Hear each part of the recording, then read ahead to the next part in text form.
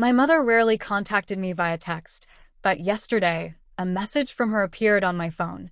I immediately sensed something was amiss. Family Council, 7 p.m., mandatory presence. No salutation, no inquiry about my well-being, just an order, as if I were an employee at their firm, not their daughter.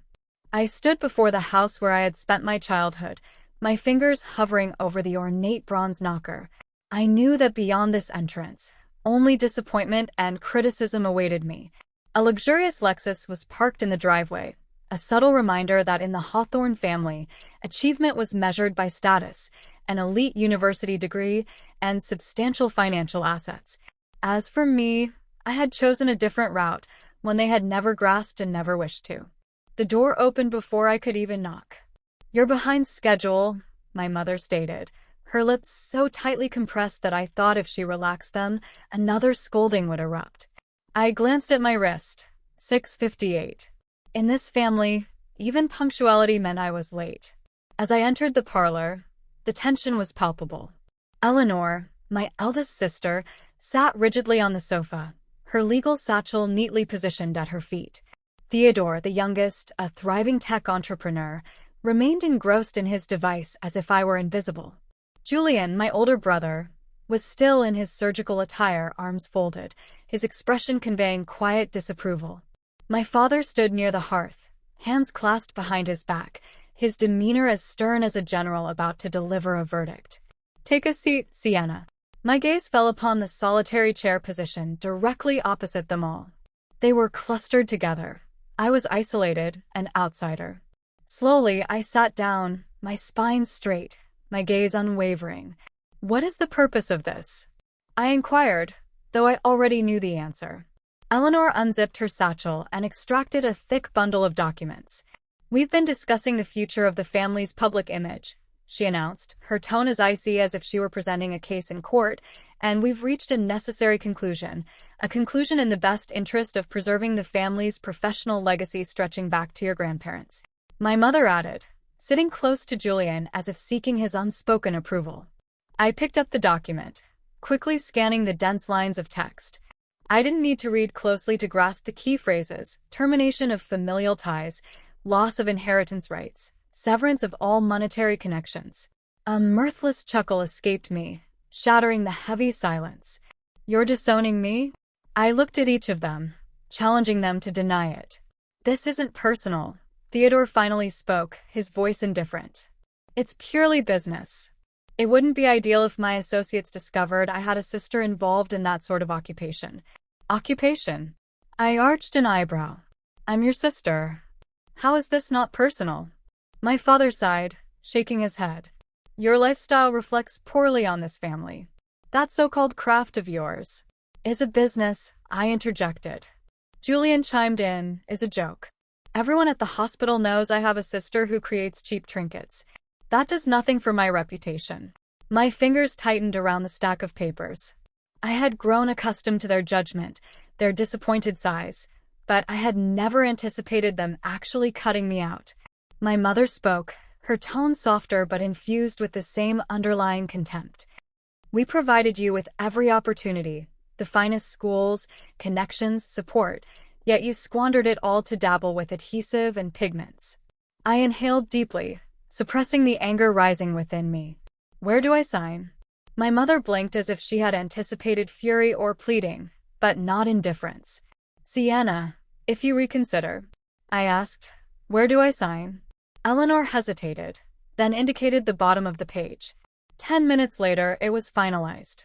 As I placed the pen down, an uncanny lightness filled my chest, the sensation of breaking the final chain that had bound me. "I trust you understand my father began as I rose. "This is what's best for the family, for our reputation." I paused at the doorway, turning to look at them one last time. "The ironic thing is, you've always feared that I would damage the family's name, but none of you ever truly knew what I've built or what I will become." My mother opened her mouth to speak, but I raised a hand. "You chose to sever ties with me. Now live with that decision."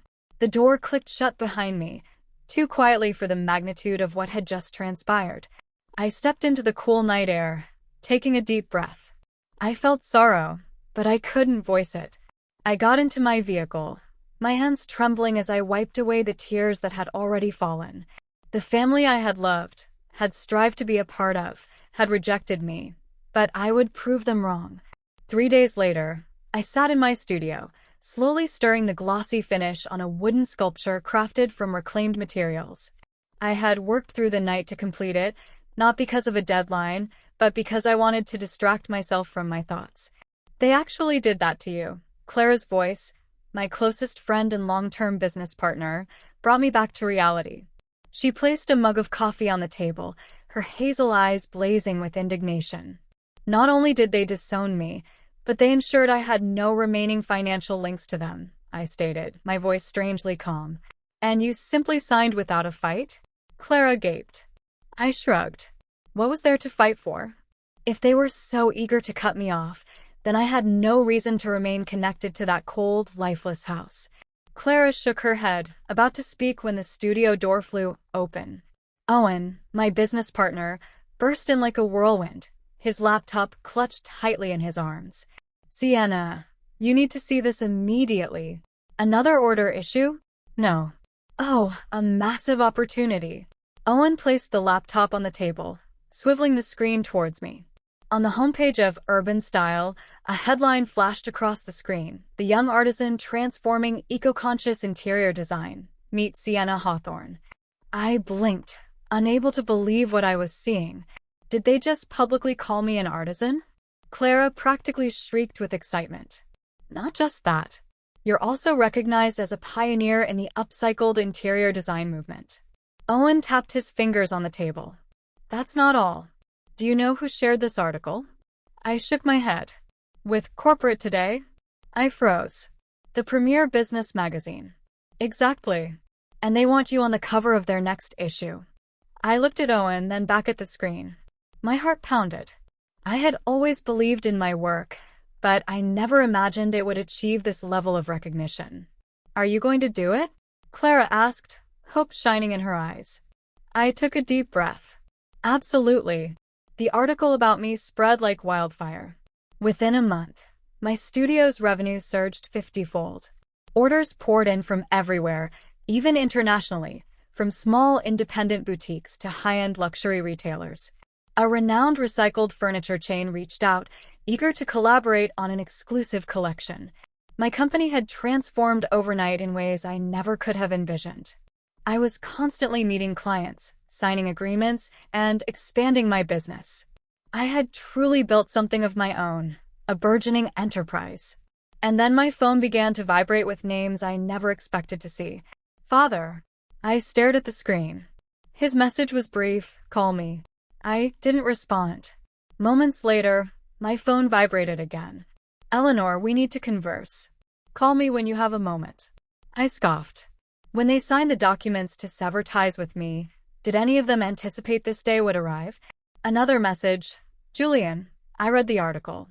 Congratulations. Mother and father wish to see you. I didn't reply to any of them. Instead, I checked my schedule. Tomorrow morning, I had a cover shoot for Corporate Today.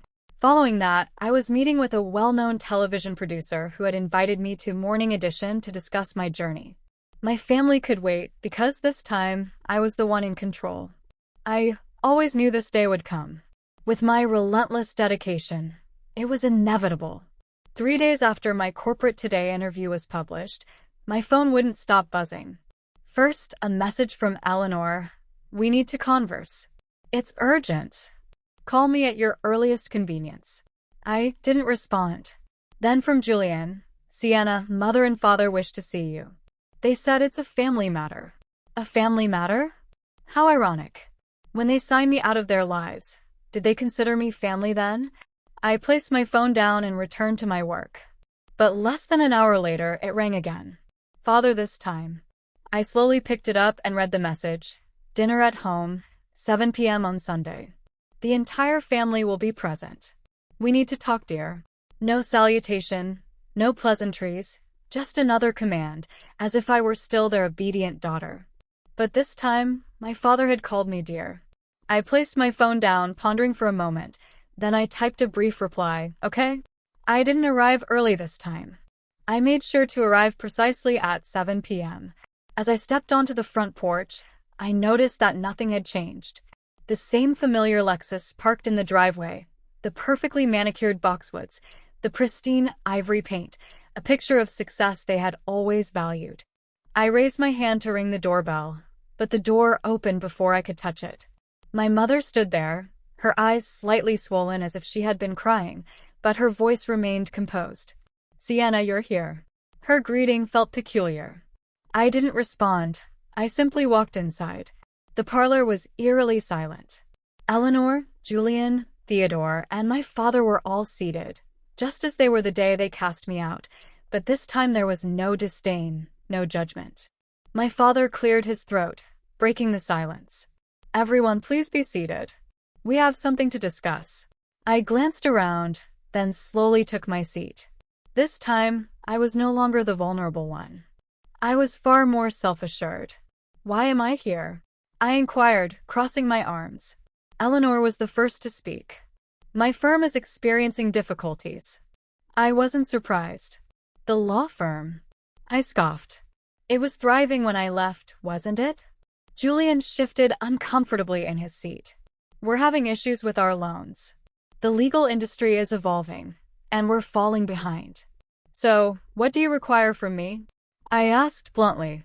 My father slowly placed his hands on the table, his expression serious. "We wish to form a partnership with you, Sienna." Silence permeated the room. I looked at each face before me, concealing my amusement. So they had finally recognized my worth. But I hadn't come here to assist them on their terms. Leaning back, I allowed a small smile to play on my lips. "Very well, let's discuss conditions." I agreed to meet them, but on my terms. If they wished to discuss business, we would negotiate like strangers. We would meet at a restaurant, my choice, and they would arrive punctually. I chose the Grandview, one of the most exclusive restaurants in the city, the same establishment my family used to boast about frequenting. But times had changed. Now I was the VIP. I arrived precisely on time, no sooner, no later. As I stepped inside, the staff immediately recognized me. "Good evening, Miss Sienna." The maitre d' greeted me with a warm smile. "Your table is prepared. The chef has also created a special menu for you this evening." I nodded in acknowledgement and followed him to the private dining area. My family was already there. My mother sat stiffly, clutching her napkin. Eleanor maintained a professional air, as if preparing for a courtroom argument. Julian had his arms folded, attempting to appear confident. Theodore kept his gaze on his device, but this time I could discern the tension in his face. And my father, the man who had always prided himself on being the strong pillar of the family, was looking at me differently now. No furrowed brows, no harsh scowls. I pulled out my chair and sat down slowly. "So," I said, raising my wine glass, "what do you require?" My father exhaled deeply, breaking the silence. "The firm is in crisis, Sienna. The bank has recalled our loans. We have less than 60 days to repay or lose everything. The legal industry is changing too rapidly," Julian added. "We haven't kept pace. No one wants to invest in an outdated family practice anymore." "But you can alter that," my mother chimed in, her voice softer. "Your image, your reputation." I let out a quiet laugh. "My reputation?" I tilted my head. "You mean the same reputation you deemed shameful a year ago?" No one spoke. I placed my wine glass down and folded my arms. "You don't want me," I said calmly but sharply. "You want what I can offer you." Eleanor sighed and produced a file. "Sienna, we are all adults. This is business. Yes, we made errors, but we must save this firm, and we require a new direction. If we partner..." "Partner?" I let out a mirthless chuckle. "You didn't partner with me when you banished me from your lives. But now, when the firm needs rescuing, suddenly I'm a valuable business associate." My father gritted his teeth. "You don't have to do this, Sienna." "Do what, father?" I tilted my head. "Live by my principles? Uphold what I believe in? You always instructed me never to allow anyone to exploit me. Well, if this is me doing this, then congratulations, I'm heeding your advice." The atmosphere in the room grew heavy. A server stepped in quietly, placing the appetizers on the table. No one touched the food. After a prolonged silence, my mother placed her hands on the table, looking at me with pleading eyes. You are the only one who can assist us. I stared at her for a long moment. Then I stood up. I used to value family, I said slowly. If back then you had simply supported me, I wouldn't hesitate to help you now. But you made one thing abundantly clear. I am no longer part of this family, because my career, my humble craft, was a disgrace to you. I picked up my bag and turned to leave. Sienna, my father's voice called after me, laced with impatience. Name your price. Whatever it may be, we can negotiate. I stopped, glancing back at them one last time. You are mistaken, father, I said, a faint smile on my lips. My price isn't monetary. It's trust, and you can no longer afford it. You squandered it a year ago. Then I walked out of the room, leaving them with their untouched meals and the harsh truth they had never wanted to hear. As I exited the restaurant, I felt lighter than ever. 3 months prior, they had pushed me out of their lives. Now, as everything crumbled, they wanted me back, as if nothing had ever occurred. I declined, and I felt no regret. But life has a peculiar way of orchestrating its own events. Not even 2 days later, another door opened, one I had never dared to envision. You need to sit down immediately. Owen burst into the studio, his face radiant with excitement. I glanced up from my workbench, where I was meticulously arranging ceramic tiles for a new project. What's happening? I muttered, but Owen was already rushing forward. No, Sienna, you absolutely must see this right now. He placed his laptop before me, the screen displaying an email from a name I never anticipated seeing, the Metropolitan Museum of Art, the Met. I froze. They want my work? Not just that, Owen gasped. They want you as the featured artist in their upcoming sustainable design exhibition. This isn't just a significant opportunity, Sienna. This is the pinnacle. I sat there, gazing at the screen, my mind racing. The Met, one of the most prestigious museums globally. If I accepted, my work wouldn't merely be featured in design magazines or upscale showrooms. It would become art. It was everything I had ever yearned for. I slowly leaned back in my chair, feeling the heavy thud of my heartbeat in my chest. But just as one door opens, the past invariably finds a way to knock. Just a day later, a message from Julian appeared on my phone. Mother has been crying a lot. Father too. Can you come visit them? I didn't respond. A few hours later, Eleanor sent a lengthy email. Her words weren't as sharp as usual. There was a rare hint of sincerity. Sienna, I know we were wrong. We acted foolishly, but please consider Mother. She truly needs you. I switched off my phone, telling myself I wouldn't let emotions sway me. But that afternoon, something shifted everything. A letter arrived, something I had never received from my father before. Slowly, I opened the envelope and recognized the strong, familiar handwriting. Sienna, I've penned this letter countless times, but there is no perfect way to phrase it, no way to justify my actions. I was mistaken about everything. You have always been the strongest member of this family, not because of your success or fame, but because you possess the courage to choose your own path despite all obstacles. It took me far too long to realize that, and perhaps I don't deserve to have you back, but if you could grant me an opportunity to rectify things, I would be eternally grateful. With love, Father. I clutched the letter in my hands, feeling an emotion I had never felt towards my father before: authenticity. I spent the entire night contemplating. I was no longer the girl who required her family's approval, but if I were to assist them, it would be on my terms. So, the following morning, I sent a single message to my father. We will have a brief discussion, but this time on my conditions. The family council took place in a hospital room, a setting none of us had ever imagined would serve as the backdrop for such a crucial moment. My mother had been admitted due to stress and exhaustion. According to the physician, rest was paramount, but even from her hospital bed, she squeezed my hand, tears tracing paths down her face. You came, she whispered, her voice hoarse with fatigue. I nodded but remained silent. The others sat around a small conference table outside her room, my father, Eleanor, Julian, and Theodore, all awaiting my decision. I opened my briefcase and placed a stack of papers on the table. If I am to assist you, these are my terms.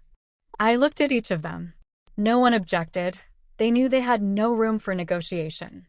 I tapped the documents with my pen. Hawthorne Industries will cease to exist. It will be rebranded as Hawthorne Innovations, a sustainable technology brand incorporating recycled art into its designs and showrooms. Julian raised an eyebrow. What do you mean? I met his gaze. The world is evolving, Julian. You are too slow to adapt. If this company wishes to survive, it must transform into something entirely new, and I am the one who will make that happen. I pointed to the first line of the contract. I will be CEO. I will hold 51% ownership and possess full executive control. None of you will have the authority to interfere. Eleanor frowned. But, no buts, I cut her off. Father will hold the title of honorary advisor, but he will have no decision-making power.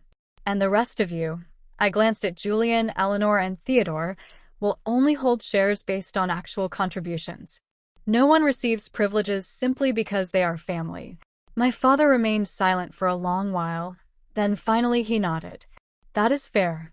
I raised an eyebrow, surprised at his swift acceptance. Then I realized he had no other choice. One final condition, I continued, looking at each of them. If we proceed with this, then the past ends here. No one gets to refer to me as the disgraceful child or the family betrayer anymore.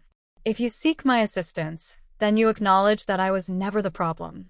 You were. Silence filled the room. My mother's eyes welled with fresh tears. My father sat deep in thought.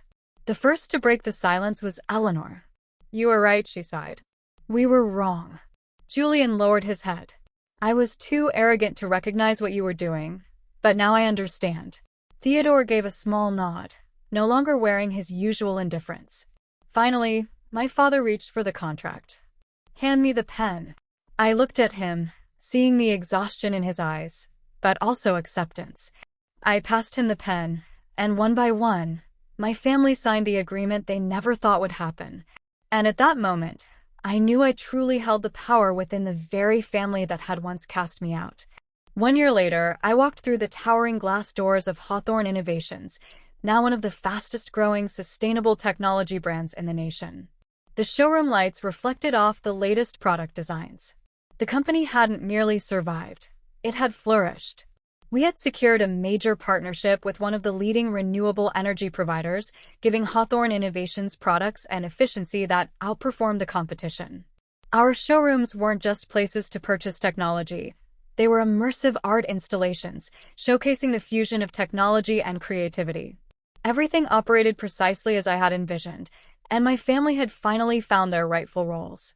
Eleanor left her high-pressure legal career to become the company's chief legal officer, a position where she felt valued without being overwhelmed by endless litigation.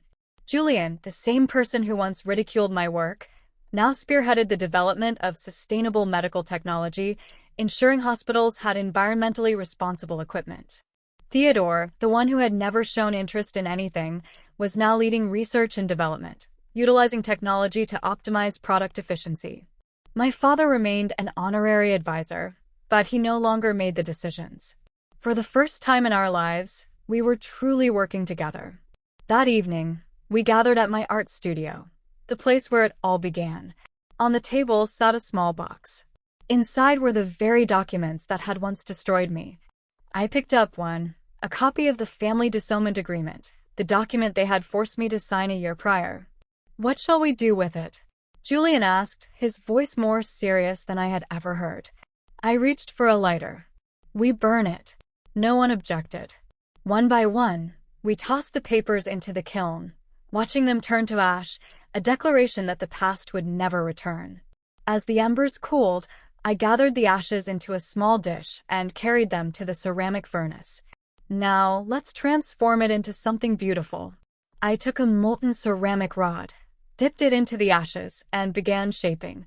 Under my hands, a new sculpture emerged, a small abstract piece representing a family. Not perfect, not symmetrical, but real and strong. My mother placed a hand over her heart, tears streaming down her face. It's beautiful, Sienna. I nodded, feeling lighter than ever. It wasn't just a sculpture. It was a symbol of our rebirth. I placed it at the center of Hawthorne Innovation's main showroom. It stood there, illuminated by soft lighting, a reminder that sometimes what is broken can be reshaped into something even more beautiful, and this time, I was in complete control of my future and the company that had once rejected me.